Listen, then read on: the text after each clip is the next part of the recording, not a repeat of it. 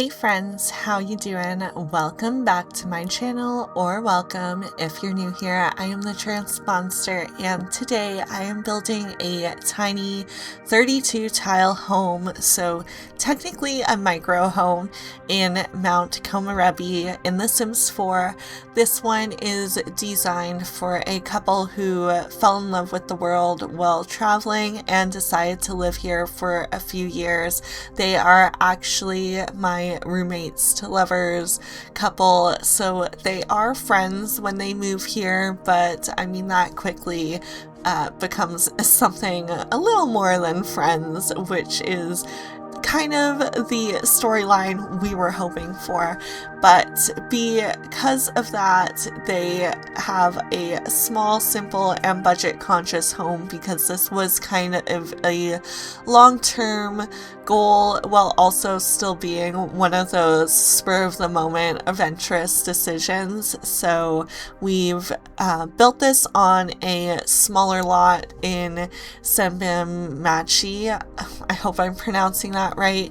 I feel like none of the lots are small enough to have this home fill it out, so I do make the blank space on this lot filled out with just some landscaping that makes it look like it's not necessarily owned by the same property as the home itself.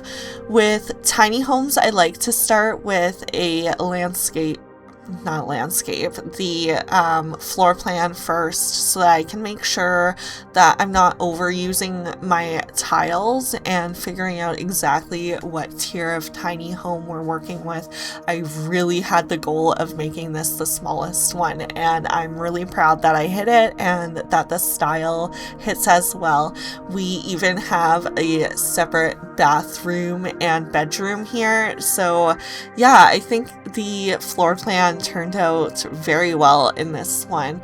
Simplicity over making it complex and overly styled, I think, and kind of making sure that every space remains functional and usable is a big thing, because you don't want a lot of dead space when you're working with so few tiles. You need to make sure your Sims have all the items that are going to take care of their needs, and I heavily leaned into some Japanese inspired exterior here, following suit with the realistic save file that I'm working on. I wanted it to really fit the style of the rest of I wanted to call it Tomering for a second, but Mount Komorebi, and I feel like it's nothing too traditional, but it still feels like something that belongs in Mount Komorebi. So I think like the wood tones and the roofing style are the big things that tie it all together, with the location around it, the scenery, the landscape, you know the drill. It is going to be a one-bedroom home, mainly because of the budget and how few tiles I'm working with, but to go along with that friends to lovers storyline, obviously they moved in here with the intention of being friends, so they do have a bunk bed set up when it gets to that bedroom, and the main living space area I'm making open concept. Obviously it is a tiny home.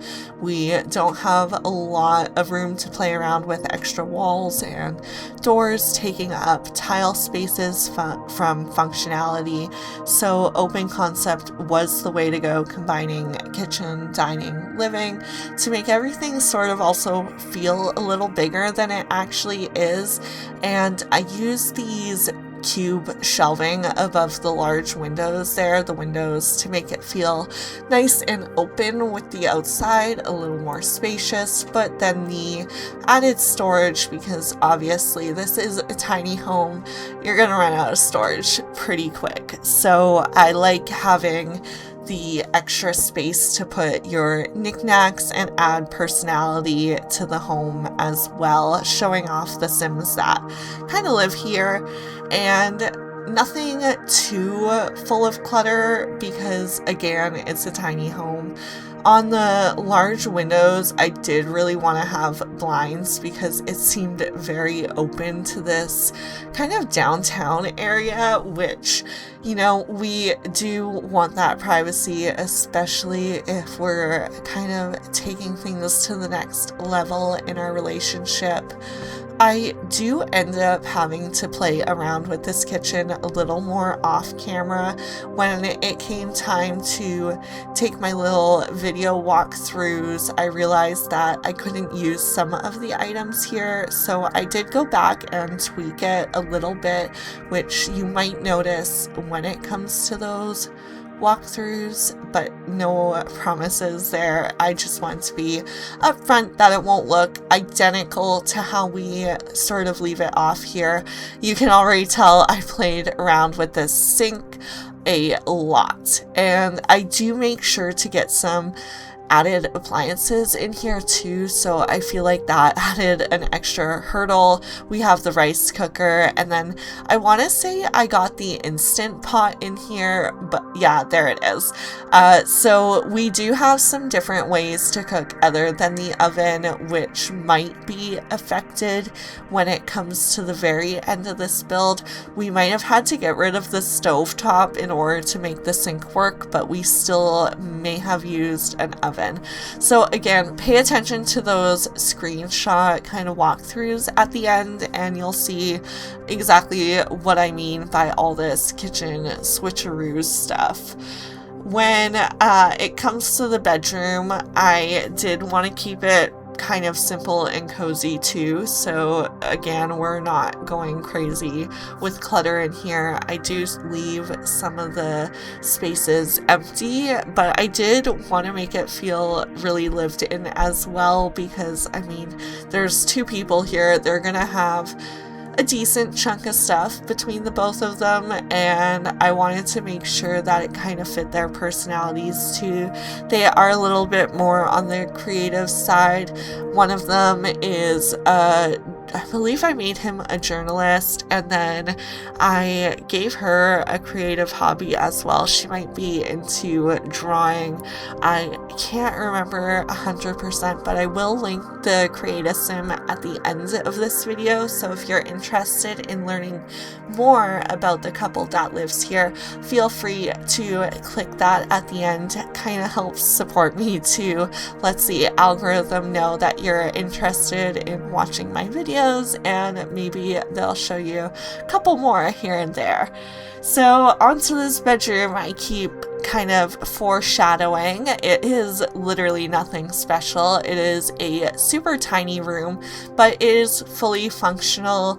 All of these items will work, and your Sims can sleep simultaneously. Nothing's in their way blocking them from getting up and down. And like I mentioned before, the kitchen does get play tested. I mean, this whole build does, because you have the Sims in it at the end moving around. You'll see it working and doing all the things it's supposed to. I do get a TV in here as well. It's kind of positioned at the end of the bed, so it would be comfortable to watch on the bottom bed, but maybe not the top. So maybe that's how lines kind of blurred between these two, cozying up for a movie night in that twin bed, and things just got a little too close. I feel like with tiny homes, I try and be really intentional with the clutter to make it feel lived in, but not so much that it feels cramped and like borderline hoarder. I feel like it's lived in, and the objects need to tell a story to a certain extent.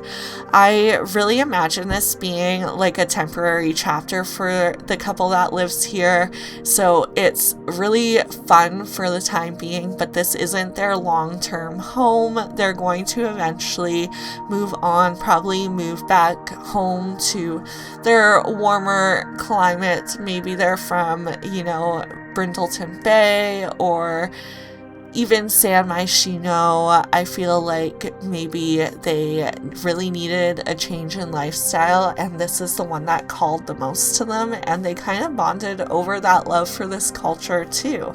And I just really love how it turned out at the end of the day. I don't build a lot of micro homes because I find it really hard to get everything crammed into such a small space, but this one doesn't feel that small, if I'm being honest. And yeah, I really hope you liked it too. And don't forget to comment, like, and subscribe. Keep showing your support, it means the world to me. And most importantly, have a wonderful rest of your day. Bye, guys.